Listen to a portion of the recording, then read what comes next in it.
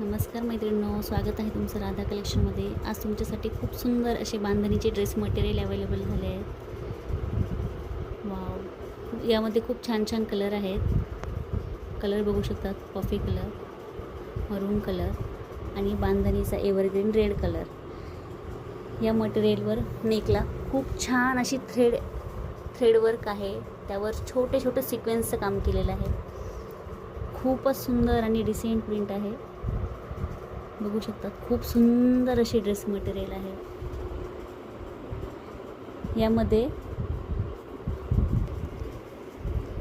ही याची बॉटम येईल।